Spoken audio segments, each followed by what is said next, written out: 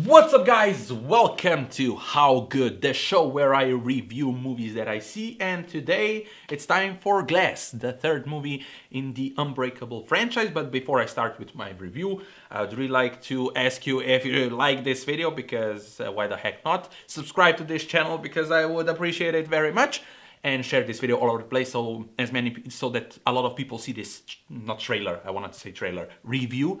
And be aware, this is spoilers review, so if you haven't seen the movie yet, don't watch this video, but like it before and subscribe it, then watch the movie and come back and watch this video and be happy. So, Glass, this is, like I said, the third installment in the Unbreakable franchise. I really liked Unbreakable, but I loved Split. Even before the whole ending thing that is like touches the Unbreakable franchise, and you know this is kind of a sequel because of the ending. I love Split. I love Split. And this movie starts off really well. First 20-25 minutes are incredible. You get David Dunn meeting Beast, fighting each other, like interacting, seeing that they are equals in power and everything, and Beast is scared, and then whole dark sequence there and saving the girls. And then movie changes into another movie. We get to a psychiatric facility where we get introduced to Sarah Paulsen's character, Dr. Staple? I think Dr. Staple. And she is there to convince them that they just think and imagine they're superheroes. All of a sudden there's also Mr. Glass, of course, because the title of the movie is Glass. And this is the part where movie goes like downhill, because it's slow. It's really slow and repetitive. Dr. Staple, Sarah Paulsen, does the same thing with every single character. She tells them, you are just imagining this thing that you are so powerful because of some memory in the past, and she does that with Glass, she does that with David Dunn, Bruce Willis, and she does that with James McAvoy character, and he has many characters. And then, that's not enough, let's bring them together in one room and do that again. This part, and I don't mind slow burners in general. If a movie takes time to explain or do something and it's done well, I don't mind it. But this one was like, I get it. I really get it. You just want to convince them they are not superheroes and try to find out an explanation why are they doing that stuff, and somehow all of a sudden they were doing stuff for 20 more years, and all of a sudden she has to say one thing and they believe her. And that was just weird. Then, again, the movie changes again. And it's another movie when Mr. Glass becomes active and does all the shenanigans with Beast. And then the epic fight at the end. And the whole twist, even though it's not as huge or big or maybe as extraordinary as I expected, but the ending saved this movie for me, and that's why I really enjoy this movie, because it's like it starts up here, then the middle is down here, and then again. I think the ending will divide audience because it is kind of predictable, and then there's another part that is like a Hydra cult who people, and Sarah Paulsen is the part of this organization who hunts superheroes or superhero-like people to convince them to not be, rather than kill them, because it's easier to convince them and make balance to the world, if that makes sense. In the movie, for me, it makes sense, and like I said, it saved the movie. Let's not forget that movie is really well shot. I think cinematography is awesome, especially the most boring part was visually the most stunning. Psychiatric facility looked amazing. The colors that M. Night Shyamalan decided to use to represent every single character, I think it's used awesome. Some of the shots when you have a character in front of the camera in focus and stuff at the back are happening and are more interesting but are not in front of the lens, I think were done perfectly. The only thing that bothered me with directing was a lot of POV shots.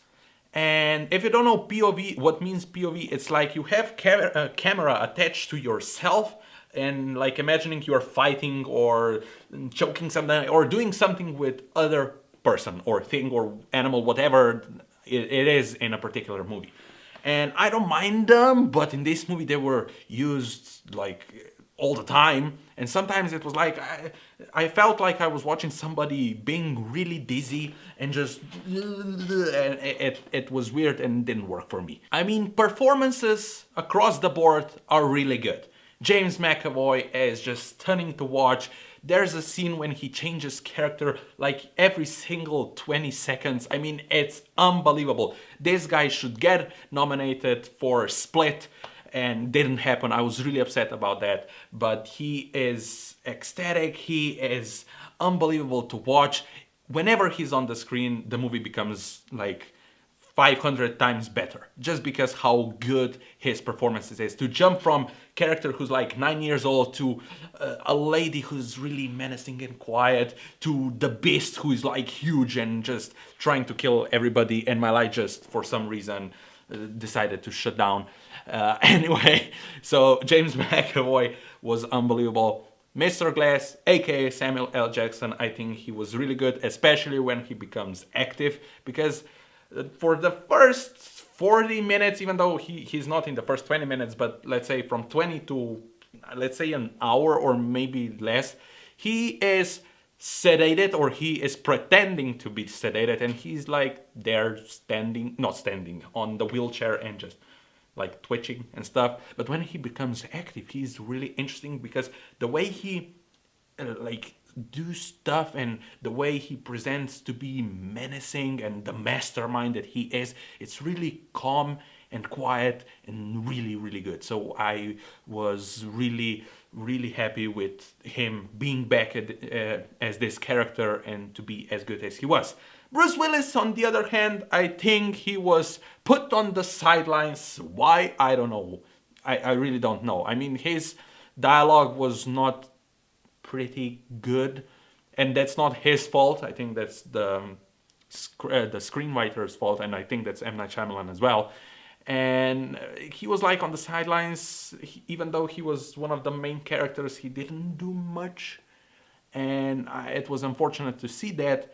And the script in general, there was a lot of times that was really cheesy. Anya Taylor-Joy was wasted.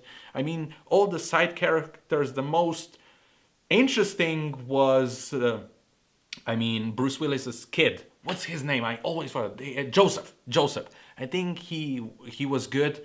Anya Taylor-Joy was good, but I mean, the script, like, it was cheesy at some points. I mean, there's a scene with Anya Taylor-Joy when she runs in front of the police that are trying to kill the beast, and she's like really theatrical, like really loud and overreacting, and it just doesn't look and feel good. It was like, oh my gosh, stop doing what you're doing. He is ill. He has multiple personalities. He doesn't want to do this stuff. And it was like, okay, calm yourself down. Do it in a better way. I don't know how, but it was just weird. So, what's the conclusion? I think this movie is gonna divide audiences in general. If you liked Unbreakable and Split, you maybe will be really happy with this movie, or you will be very disappointed. If you haven't seen Unbreakable, especially Unbreakable, you're gonna be, it will be, what? I mean, don't watch this movie if you haven't seen Unbreakable and Split. And I enjoyed it. I did enjoy it, even though I was telling a lot of bad stuff about this movie, but I enjoyed it enough, or the good stuff overpowered the bad stuff. Maybe this movie gets better with repeat viewing, maybe it gets worse. So I'm really scared to watch it again. I'm gonna probably wait for the DVD Blu-ray because I'm not seeing myself to see this movie again in the cinema, just because it was a mixed bag. It's like there's a shades of brilliance in this movie, for sure. So many great stuff, but there's so many stuff. So rating, again, it's so, I don't know why I decided to put a rating system in this show. But I will say it, because I did enjoy the majority of the movie, or at least 3/4 of the movie, I will say 7.3 out of 10.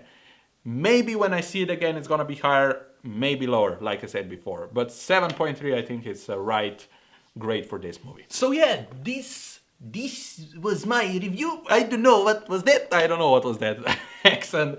I hope that you enjoyed it. If you did, leave a like, hit that subscribe button, share this video all over the place. Tell me in the comments down below if you've seen the movie, what did you think about it? Did you like it? Did you not? Why not? Tell me everything. And I see you next time, I guess. Bye.